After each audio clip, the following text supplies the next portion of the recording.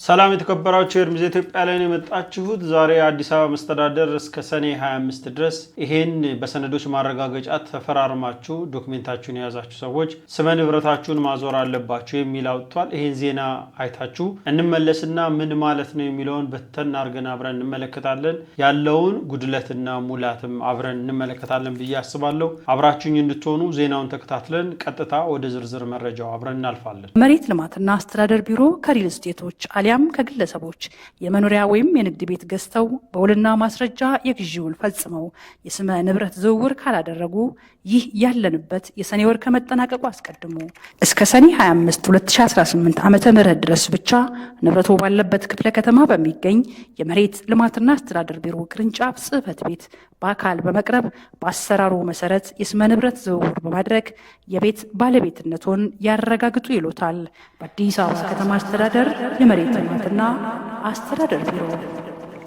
ዜናውን እንደተመለከታችሁት ነው የሚመስለው። ዘርዘር አድርገን ብንመለከተው እጅግ በጣም ደስ ይለኛል። እንደነገርናችሁ እንደ ዜናውም እንደገለጸው እስከ 25 ድረስ ከሰኔ 25 ድረስ ማንም ሰው ሰነዶች ማረጋገጫ የተፈራረመበትን ዶክመንት ይዞ ቤቱ ከሚያስቀምጥ ቀጥታ ወደ ቅርቡ ባለው ወደ ክፍለ ከተማ ወይ ወደ መሬት አስተዳደር ሄዶ ስመ ንብረቱን በራሱ ያድርገው።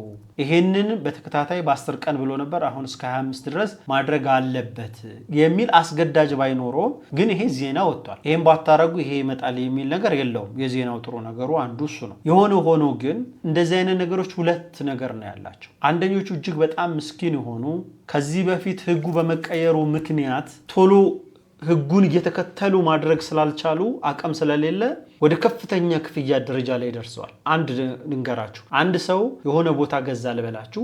ያንን የገዛውን ቦታ እንደምታውቁት በኢትዮጵያ ህግ መሰረት መሬትና መሻሻጥ አይቻልም። ስለዚህ የህዝብና የመንግስት ነው። ስለዚህ ቦታው ቆርቆሮ ያለችበት ቤት ነው የሚገዛው ወይ ጭቃ ቤት ያለችበት ያንን ቤት ገዛት። በምን በ1.ምናምን ሚሊዮን ብር ወይ በ2 ሚሊዮን ብር ብላችሁ አስቡት። ይሄን 2 ሚሊዮን ብር የገዛውን ቤት በዛችሁ በውክልናው ቤቷን ይሰራታል። አስተካክሎ ምናምን እየሰራት ያለውን በወር የሚያገኘውን ያመጣ ምናምን አርጎ ሰርቷት መኖሪያ ሆነ።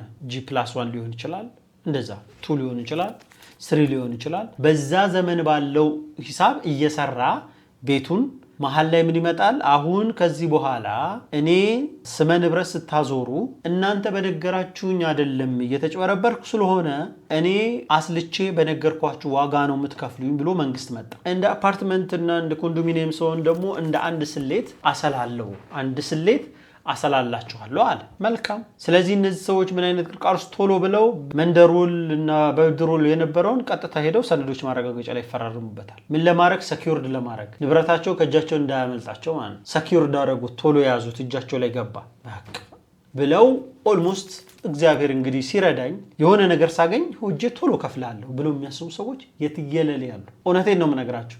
እኔ ስራዬ ስለሆነ የየቀን ስልክ የማዳምጣቸው ነገሮች አሉ። ስለዚህ አሁን እነዚህ ሰዎች ሁለተኛው ሰዎቹ ደግሞ ንብረቱን ይገዙታል፣ ከዛ ይይዙታል። የሚያቅሰው በመካከል ያለውን ብሪጅ የሚያቅሰው ነው የሚገዛው። ሲገዛ ለምሳሌ እኛ ታውቃላችሁ ሰነዶች በዶክሜንቱ በሰውየው ስም ካልሆነ አንሸጥም፣ በቃ አንሸጥም። ይሄ የኛ አካሄድ እንደ ግለሰብም ደስ ስለማይለን ይሄ አካሄዱ ትክክል ስለሆነ ግን መሀል ላይ ይይዙትና ለሚያቅሰው በውክልና ይሸጡለት። ይሄኛው ሰውዬ ስመ ንብረቱን በራሱ ያደርገዋል ማለት ነው። በውክልና ወስዷል። ከፈለገ ለሌላ ሰው ሸጦ በሶስተኛ ውክልና ሸጦ ያኛው ሰው ስሙ በመካከል ሊያገኝ የነበረውን የመንግስት ጥቅም እንዲያጣ ያደርገዋል። የመንግስት ጥቅም ማለት በሌላ ነገር የሀገር ጥቅም እንደማለት ብላችሁ አስቡት። ያጠዋል። ስለዚህ ይሄ ትክክለኛ አካሄድ አይደለም። ግን ወደዚህኛው ጋር ስትመጡ ግን እጅግ በጣም አንጀት የሚበላ ማለት ነው። ንብረት አላችሁ 600 ሺህ ብር 10 ሚሊዮን ብር 6% መክፈል 600 ሺህ ብር አችሉም። ለዛ አቅም መሰብሰብ አለባችሁ። ዘንድሮ ደግሞ ሰርቫይቫል ሞድ ላይ ያለ ሰው ትንሽ ዘለግ ይላል፣ ይበዛል። ስለዚህ በዚህ ውጥር ባለ ሁኔታ ውስጥ አስገዳጅ አለመሆኑ ደስ ይላል። አሁን ዜናውን ሳዳምጠው አስገዳጅ የሚል ነገር አላየሁበትም፣ ግን ይሄ ነው። ስለዚህ በዚህ ጽንፍ ያለውንም መንግስት ቢያየው መልካም ነው። ኮንዶሚኒየም ገዝታ ብዙ ጊዜ አረብ ሀገርም ሰርታ አውሮፓም አሜሪካም ትስራ በአቅሟ ያንን ያፈራችውን ንብረት መሬት ላይ ያለ ንብረት አፓርትመንት ያፈራችውን ንብረት አቅም እያላት ስም ካላዞረች ወይ ካላዞረ እሱ የሱ ነው የሚያስበው ነገር ይኖራል። አቅም እየሌላቸው የየለት ኑሯቸው አጠራቅሞ ስም ለማዞር አቅም እንዳያደረጁ ያደረጋቸው ደግሞ ሰዎች አሉ። በዚህኛው ጽንፍም ቢታይ መልካም ነው። ዜናው እንደዚህ ነው የሚለው፣ ግን ስመ ንብረትን በራስ ማድረግ በጣም ሰኪውርድ የሚያደርግ ነገር ነው። ኢትዮጵያ ውስጥም ሌላ ዓለም ላይም ቢሆን አንድን ንብረት ከአንድ ሰው ወደ አንድ ሰው ሲዞርና ስመ ንብረቱ በስሙ ሲሆን ሊከፍል የሚገባቸው ክፍያዎች አሉ እና የኢኮኖሚውና የሰው ተደራራቢ ህጎቹ እና አሁን ደግሞ የማድረግ አቅሙ የህብረተሰቡ ያነሰ ነው። ስለዚህ ለዛ ነው እታች ያሉ አቅም በማጣት ምክንያትም ለማድረግ የማይችሉ ሰዎችም አሉ ለማለት ያህል ነው። ስለነበረን ጊዜ እጅግ በጣም አመሰግናችኋለሁ። ለብዙዎች እንዲደርስ ግን ላይክ እና ሼር ማድረጋችሁን አትዘንጉ። ሀሳብ አስተያየት ካላችሁ በኮሜንት ሴክሽን ላይ እንድታስቀምጡ በፍቅርና በአክብሮት ጋበዝኳችሁ።